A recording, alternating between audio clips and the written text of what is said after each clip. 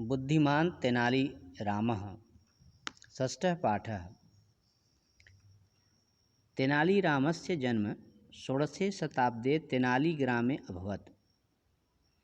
तेनालीराम का जन्म 16वीं शताब्दी में तेनाली गांव में हुआ था। सः तेलुगु ब्राह्मणः आसीत्। वे तेलुगु ब्राह्मण थे। तस्य पिता गरलापति रम्या आसीत्। उनके पिता गरलापति रम्या थे। यः तेनालीग्रामे रामलिंगेश्वर मन्दिरस्य अर्थकः आसीत्। जो तेनाली गांव में रामलिंगेश्वर मंदिर के पुजारी थे, अर्चकः आसीत्, पुजारी थे। तेनालीरामस्य वास्तविकं नाम रामलिंगम आसीत्। तेनालीराम का वास्तविक नाम रामलिंगम था एवं कथ्यते यत् सः जन्मतः शैव आसीत्। और यह कहे जाते थे कि वे जन्म से ही शैव थे। ततः वैष्णवः जातः, इसलिए वैष्णव हो गए। सः रामकृष्ण नामना प्रसिद्धो अभवत्। वह रामकृष्ण नाम से प्रसिद्ध हुए। यदा रामकृष्णस्य युवावस्थासीत् तदा तस्य पिता दिवंगतः जातः। जब रामकृष्ण की युवावस्था थी तब ही उनके पिता दिवंगत हो गए। तस्य जननी लक्ष्म्यम्मा स्वपैतृक स्थाने तेनालीग्रामे पुनरागतवती। उनकी माँ लक्ष्म्यम्मा अपने पैतृक स्थान तेनाली गांव में फिर से गईं। बाल्यकाले तेनालीरामः औपचारिक शिक्षां न प्राप्तवान्, तथापि ज्ञानपिपासा कारणतः सः महान् विद्वान् अभूत्। बाल्यकाल में तेनालीराम औपचारिक शिक्षा प्राप्त नहीं किए, फिर भी ज्ञान के पिपासु होने के कारण वह महान विद्वान हुए। तेनालीरामस्य विवाह शारदया सह अभवत्। तेनालीराम का विवाह शारदय के साथ हुआ। भास्करः नामकः एकः पुत्रः अपि आसीत्। भास्कर नामक एक पुत्र भी था।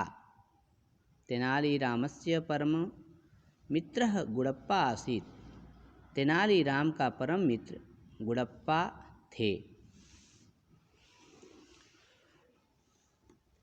एकदा तम एकः सन्यासी मिलितवान्। सः तस्मै कालीदेव्याः उपासनायै आदिशत्। एक दिन उनको एक सन्यासी मिला। वह उन्हें काली देवी की उपासना करने की आदेश दिया। काली देवी उपासयन् सः प्रसिद्ध भागवत मंडल्यां सम्मिलितो जातः। यानी काली देवी की उपासना किए वह प्रसिद्ध भागवत मंडली में उपासना करने के लिए वे प्रसिद्ध भागवत मंडली में सम्मिलित हुए। जब यह मंडली विजयनगरस्य राजा कृष्णदेवरायस्य राज्यम् आगता तदा रामकृष्णः स्वप्रदर्शनेन जनानाम् आकर्षणकेन्द्रम् अभवत्। जब ये मंडली विजयनगर के राजा कृष्णदेव राय के राज्य की ओर आए, ये मंडली आई, तब रामकृष्ण स्वप्रदर्शनेन अपने प्रदर्शन से लोगों को आकर्षण का केंद्र हुए, लोगों का एक आकर्षण का केंद्र हो गए। राजा कृष्णदेव राय तम हास्य कवि रूपेण राजसभायां नियुक्तवान। राजा कृष्णदेव राय उनको हास्य कवि के रूप में राजसभा में नियुक्त किए। राजा कृष्णदेव रायस्य अष्टदिग्गजानां समूहे रामकृष्णः तेनालीरामः अपि आसीत्। राजा कृष्णदेव राय के 8 दिग्गजों के समूह में रामकृष्ण तेनालीराम भी थे।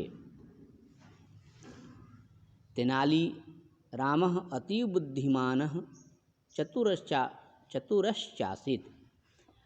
तेनालीराम अत्यंत बुद्धिमान और चतुर थे। राजा तस्मै अधिकंसनिहयति स्म। सः समस्या समाधानस्य विशेषज्ञः आसीत्। तस्य यदा कदा परीक्षामपि भवति स्म।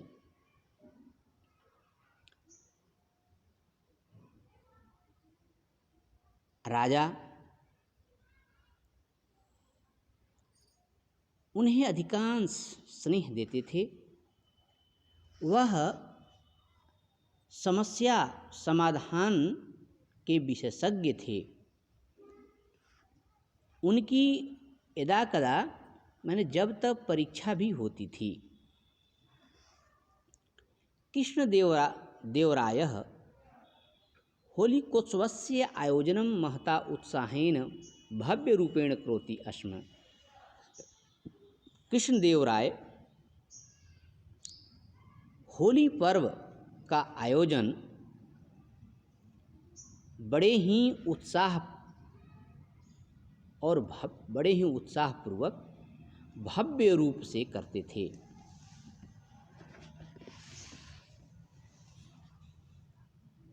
अस्मिन् अवसरे हास्य मनोरंजनस्य कार्यक्रमाणाम् आयोजनं भवति स्म।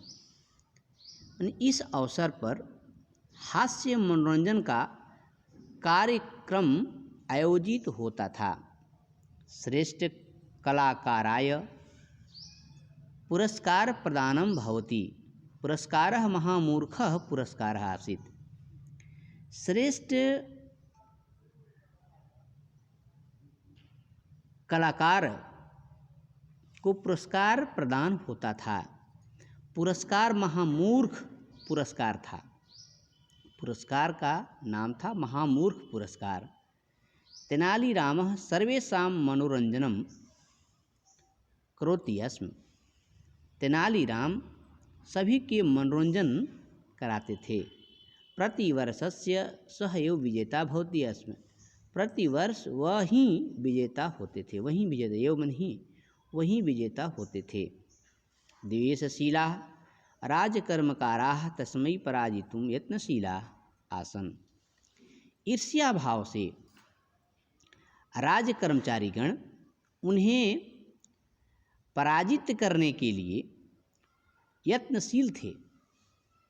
एकदा होलिकोत्सवस्य एक दिन होली पर्व के अवसरे ते तेनालीरामः अत्यधिकं भंगपानम् अकारयत्।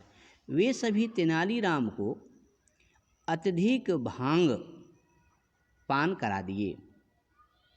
भंगपान प्रभावेण सः निद्रालीनः जातः। भांग पीने के प्रभाव से वह निद्रालीन वे नींद में हो गए। यदा तस्य निद्रा भग्ना अभवत्, भग्न मतलब टूटा, जब उनकी नींद खुली तदा मध्याह्न समय आसीत्, तब मध्याह्न का समय था। सह धामन एव कार्यक्रम स्थले गतवान, यानी वह दौड़ते हुए ही कार्यक्रम स्थल पर गए। तावत अर्ध कार्यक्रमाः समाप्ता जाता, वहाँ यानी तब तक आधा कार्यक्रम समाप्त हो चुका था।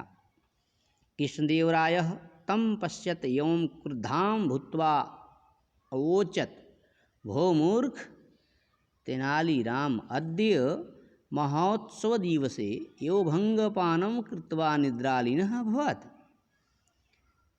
कृष्णदेवराय उनको देखे और क्रुद्ध हुए, क्रुद्ध होकर के भूत्वा होकर बोले, अवोचत बोले, हे मूर्ख तेनालीराम, अद्य आज महोत्सव दिवसे, आज महोत्सव यानी पर्व के दिवस में ही भांग पान करके निद्रा में लीन हो गए। सर्वे उक्तवन्तः तेनालीरामः मूर्खः अस्ति, सभी बोले कि तेनालीराम मूर्ख है। तदा तेनालीरामः सस्मितं राजानम् उवाच, तब से ही तेनालीराम मुस्कान से राजा को कहे, महाराज धन्यवाद, महाराज धन्यवाद, भवान स्वयमेव मह्यम अद्य दिवसस्य महामूर्खस्य उपाधिं प्रदत्तवान्। तेनालीरामस्य वार्ता श्रुत्वा सर्वे विरोधिनः तूष्णीम् अतिष्ठन्।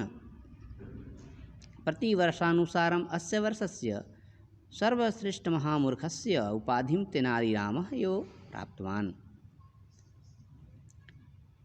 यानी हंसते हुए तेनालीराम कहे, राजा को कहे, महाराज धन्यवाद, आप स्वयं ही मुझे